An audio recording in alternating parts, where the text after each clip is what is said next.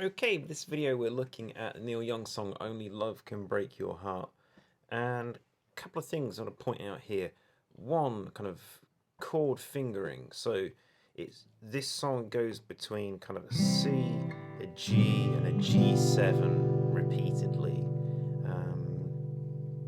And typically we play G like this, or you learn open kind of Gs, or with the three finger version. But between that and the C, it's a big change. So for this song, and this works very well with songs with G, C changes in open position.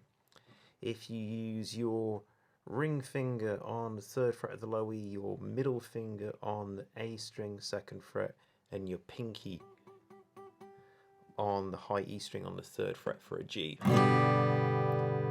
then it allows you to very easily put your index on the high E in, rather than on the third fret on the first, for that G7,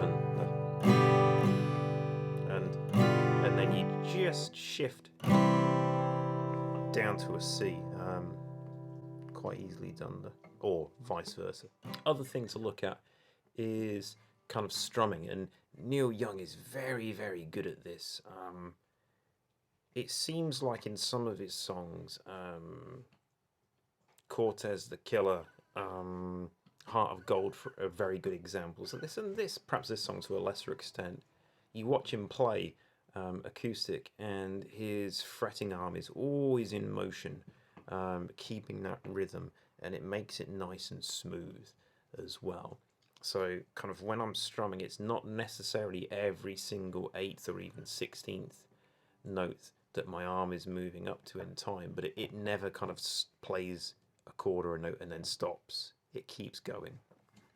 So something like this. You can probably hear my dog Bagster in the background chewing her chew toy, going yang, yang, yang, yang, yang. That's why.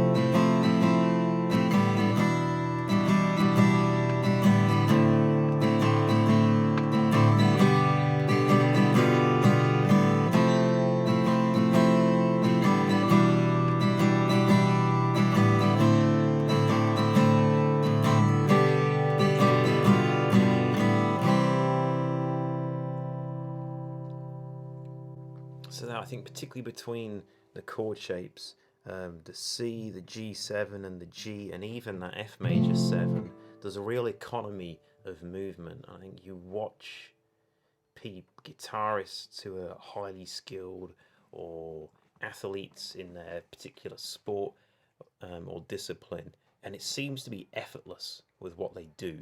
I think this is a part of it, that kind of economy of movement where they're changing between things or doing different things with seemingly minimal effort. It's definitely not, but because it's done so well and they're kind of reducing any wasted movement or thought processes at all, it seems so much smoother. So for learning alternative grips to chords like this for G is very good. In addition to that, it leaves that index finger open and free for fretting other notes. So for example, or even kind of your middle finger, which is very handy.